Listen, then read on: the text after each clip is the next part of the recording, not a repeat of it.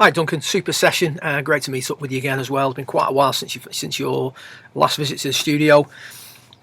Quick look at the key points that we covered. It was a really good session, good understandings. That was the main thing, so that you can really get into the detail through the winter months and start to improve your overall action. I like what I'm seeing in general.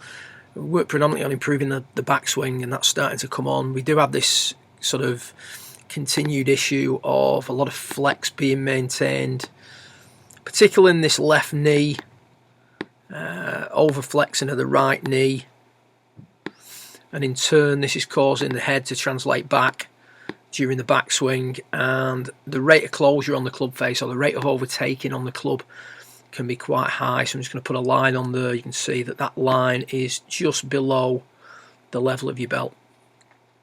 So what we work to change in this session is starting to use the ground more effectively and to sort of push up through impact to create some a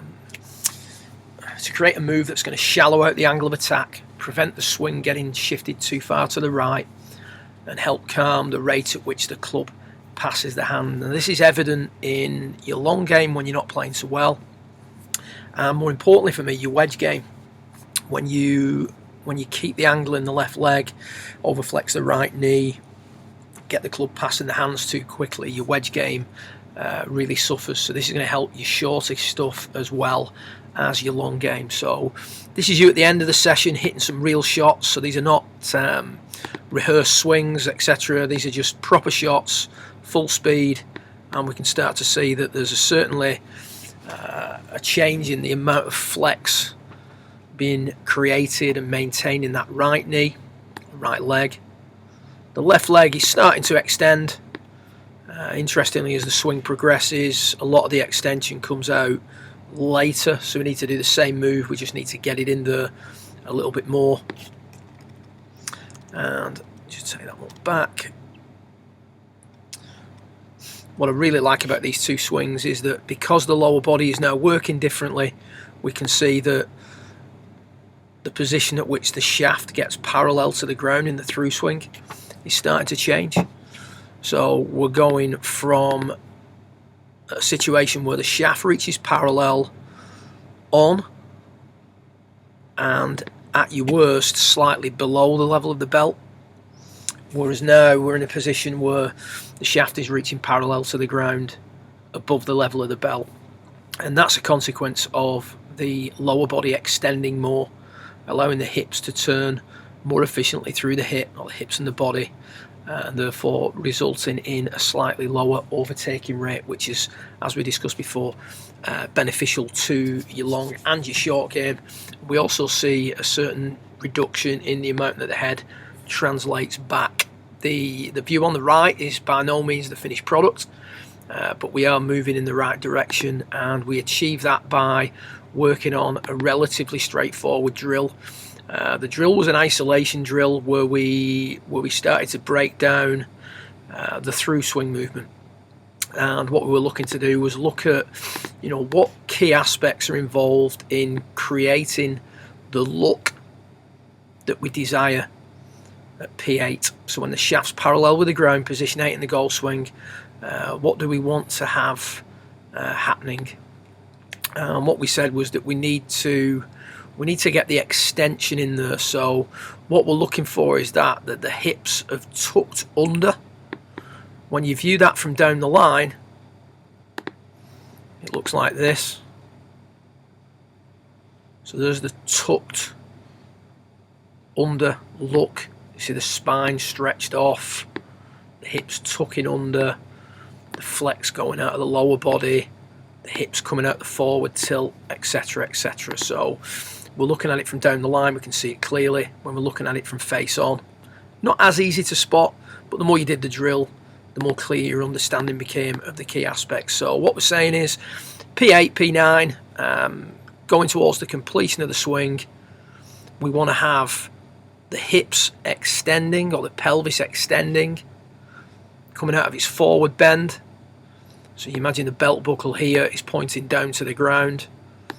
As we tuck and extend, the belt buckle now is pointing more sort of upwards, slightly at the camera, if you will. What we also want is we want the hip slide to go in there,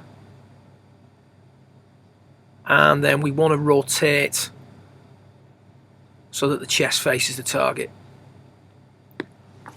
And when we do those pieces correctly,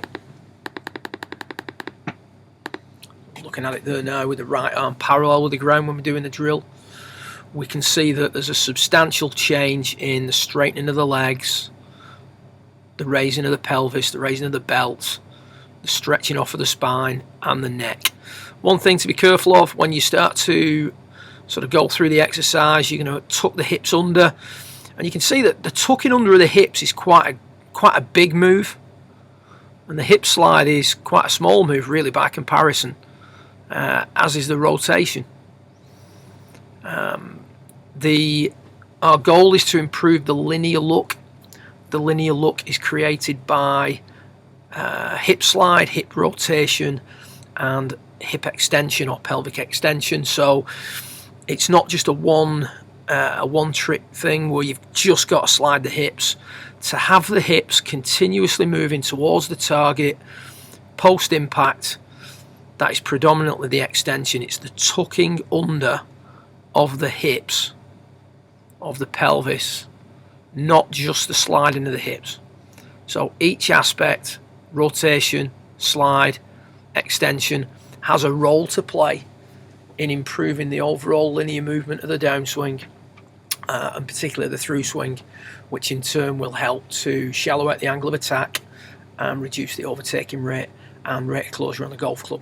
Swing on the left is more in keeping with, whilst it's an isolation drill, it's a very passive movement.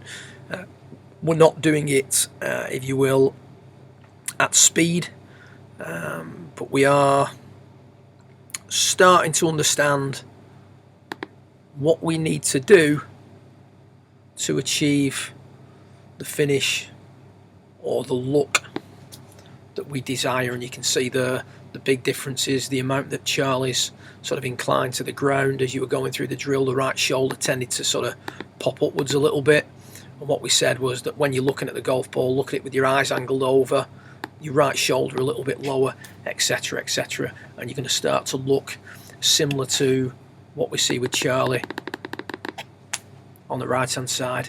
Much more tucking of the hips, with a little bit of hip slide. More importantly, the flex in the legs has diminished.